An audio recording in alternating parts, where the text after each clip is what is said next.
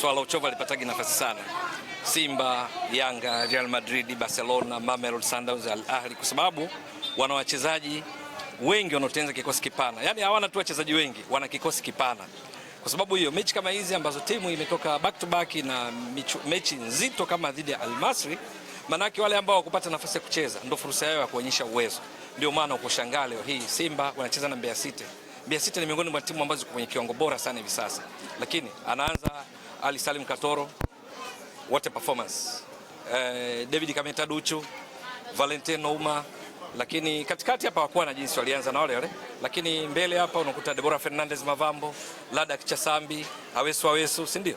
Joshua Budo Mutale, wote wamesha kiwango bora, na Lionel Ateba Mbida ambaye hakucheza dakika hata moja dhidi ya Al Masry. Walichofanya ndio character, ndio tabia za timu kubwa. Hakuna kisingizio popote, wana Simba watakuelewa. Eti mfano leo hii wangefungwa afa sema unajua uchovu. Bana. Fadlu anaweza kapewa nauli arudi kwao. Natoa tu utani, lakini namaanisha kwamba huwa hakuna mjadala kuhusiana na hili. Simba nimetaja na timu zenye kaliba hiyo, maana yake kwa nini wao ni kubwa? Ni kwa sababu wanaweza kuhimili michuano mfululizo. Mpaka sasa Simba wanaenda vizuri kwa sababu kwenye ligi kuu Tanzania bara wanafukuzia mechi 22, wana pointi 57, mabao 52, wameruhusu 8. Ni performance ya 86%. Excellent, kwa sababu msimu uliopita walimaliza mechi 30 na pointi 69. Ni performance ilikuwa around 77%. Kwa hiyo wanakwenda vizuri kwenye ligi kuu. Kwenye michuano kombe la shirikisho, excellent. Wamemaliza kwenye kundi na performance ya 72% kwa sababu mechi 6 za hatua makundi walimaliza mabao 8, wameruhusu 4, pointi 13.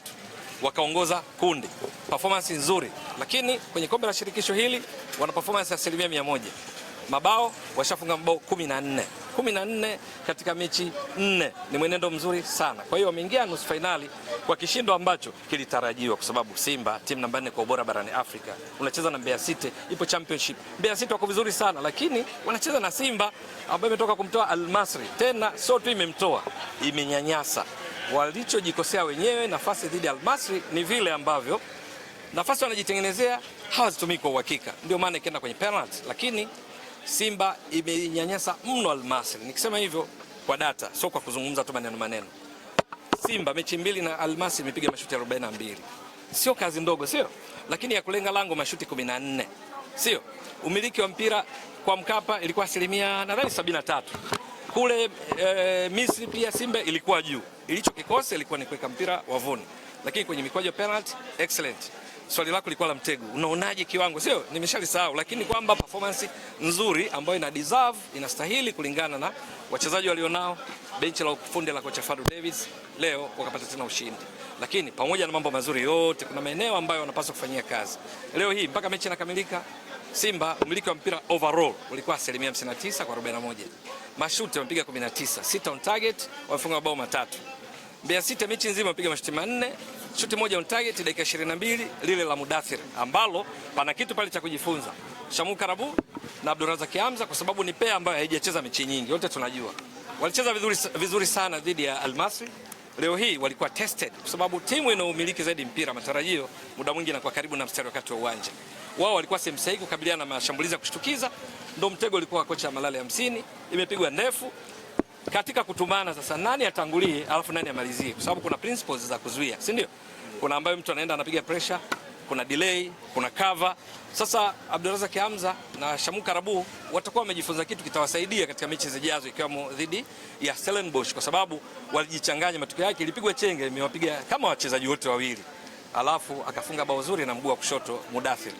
Ndio mechi nzima hiyo, shuti moja la kulenga lango, lakini wao mashuti 19, lakini wameshinda mabao 3. Excellent. Unaweza ukawabana Simba na nafasi walizotengeneza hawakuzitumia kwa usahihi. Kwa sababu gani? Na kutajia tu mfano. Baada ya kipindi cha pili kuanza, dakika 48, Lionel Ateba Mbida alipata nafasi yeye na kipa Hashim Musa akakosa. Dakika ya 53 kwa yeye alikuwa ni Awesu. Yeye na goli, kama ule mpira unaokumbuka ule ulikuwa wa juu. Ule ulikuwa kwa kiwango na uwezo wa Awesu, hamna asiyejua. Fundi sana. Pale ingetulia tu ni kamba. Dakika 59 Lionel Ateba Mbida kamfinya David Mwasa namba 15 nahodha. Yeye na kipa sasa shamfinya mtu, yeye na kipa ndani ya 6 yards kama sikosei. kapiga shuti mtoto, ilikuwa ni kama back pass ambalo Hashim Musa kauokota. Unakumbuka vizuri ile tukio? Dakika 59.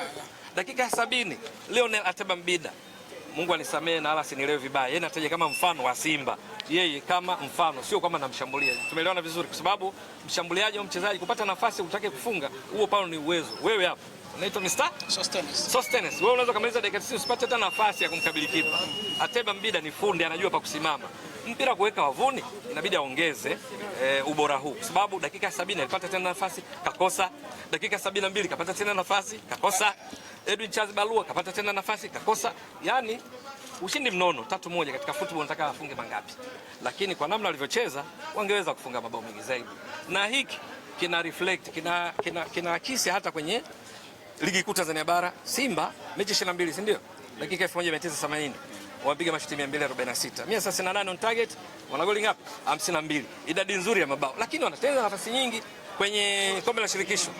Mpaka baada ya mechi dhidi ya Almasi, Simba ni miongoni mwa timu zimefika sana kwa wapinzani, zimefanya majaribio. Simba wamepiga mashuti 138, halafu ya kulenga lango mashuti 39, mabao 10.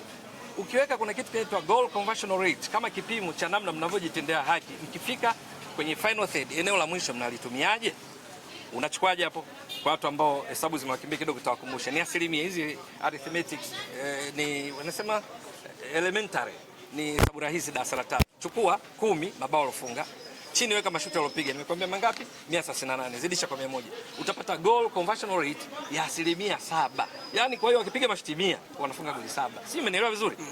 Kwa hiyo hapa sasa unamwonea huruma Mwalimu Fadlu Davis, unaonea huruma benchi la ufundi, kwamba makocha siku zote kazi yao ni kuwezesha timu iwe kwa low block, yani wanazuia kutoka chini na shambulia kwa kushtukiza, iwe possession style of play, wao wanamiliki zaidi Barcelona style au Manchester City ya Guardiola, wafike eneo la mwisho wa kuadhibu.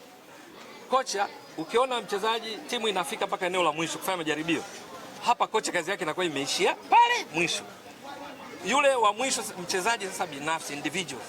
Tusikariri kwamba ni washambuliaji. Modern football wa kufunga sio lazima awe mshambuliaji wa kati, awe kiungo, awe beki, yeyote, whoever akiwa pale tunamtegemea yeye sasa, kama taifa, kama klabu, kama kikundi cha chochote kile chenye timu kwenye bonanza, aweke mpira wavuni. Hapa kocha anatulia, maskini ya Mungu, shughuli yake imeisha kwa sababu washafika eneo la mwisho. Simba best katika kufika eneo la mwisho hapa tunapozungumza. Mashuti 138. Stellenbosch. Unataka hapo umegusia kidogo kuhusiana na Lionel Ateba. Yeah. Ni kama hadeliver kile kitu ambacho watu wengi walikuwa nakitamani. Mwanzo alianza vizuri, lakini sasa hivi kuna namna kama kidogo ule uwezo wake wa kuscore umeshuka. Kiufundi inawezekana anakuwa anapitia nini? This is football. Kufunga kutofunga ni sehemu ambayo atabidi abanwe kwa sababu iko namba 9, lakini bahati nzuri ni kwamba washambuliaji huwa wana majukumu mengi uwanjani kuliko kuweka mpira wavuni. Ateba anachopenda kwanza, anapenda migongano. Anaweza kuwatoa kwenye mstari mabeki wawili wakati ya timu pinzani, halafu akaja Joshua Budo Mutale, akaja Jasha Ahua, akaja Kibu Dennis Prosper, akaja Elim Panzu Kibisawala, akaja Fabrice Lomba Ngoma, Deborah Fernandez Mavambo, akatumia nafasi wakati Lionel Ateba Mbida namba 13 mgongoni, sio? Amewachukua mabeki watatu, mabeki wa kati wawili. Hilo ni jukumu, lakini ni secondary. Primary jukumu ni kuweka mpira wavuni. Bahati mbaya makocha waangalie kile unachoangalia wewe. Wewe unaangalia mabao. Leo unasema Mbida mabao 8 ya penalty moja kakosa, si ndio? Lakini mwalimu pengine angalie hilo tupo, anaangalia na mchango mwingine ambao unasababisha timu inapata fursa kuweka mpira wavuni. Nadhani hapa nimejibu vizuri. Swali lingine. Swali la mwisho. Yes. Kwa namna ambavyo Mbeya City amecheza leo dhidi ya Simba. Yeah. Yupo kwenye sehemu nzuri championship kupanda ligi kuu. Ndio, nafasi ya pili. Uwezo ambao ameonyesha leo. Yawezekana yuko tayari kuja kupambana msimu unaokuja kwenye NBC Premier League. Acha ukorofi, bwana shapanda.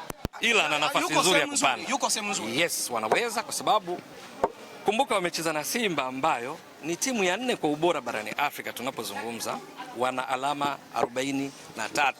Yaani Simba kwa ubora barani Afrika, klabu za mpira wa miguu zote unazojua wewe, kwa sababu custodian wa mpira wa miguu ni nani? CAF. Kwa taratibu za CAF, kuangalia performance ya misimu 5 iliyopita, ya kwanza Al Ahly, si ndio tunajua vizuri, point 78. Ya pili Mamelodi Sundowns wana point 57. Ya tatu Esperance de Tunis ina point 57, lakini taratibu za CAF pointi zikilingana, yule aliyepata pointi hivi karibuni zaidi ndo anakuwa juu kuliko mwingine. Mamelodi ndo alomtoa Esperance de Tunis. Kwa hiyo ukitoa hizo timu inaofuatia Simba, Mbeya City, Wagonga Nyundo, wako championship sawa, wanafanya vizuri, wako nyuma ya Mtibwa Sugar, mwenendo mzuri, si ndio? Wamefunga mabao 56, sio? Mabao 56, manake wanafunga bao kila baada ya dakika 45 na sekunde 48, sawa. Lakini wakutana na Simba, of course Mbeya City na wachezaji ambao wana uzoefu kwenye ligi kuu Tanzania bara, na ndio maana kuna wengine walipocheza na Mbeya City iliwapalia, kwa sababu wale jamaa, kikosi kimeanza leo, zaidi ya 50% ni wazoefu kwenye ligi kuu.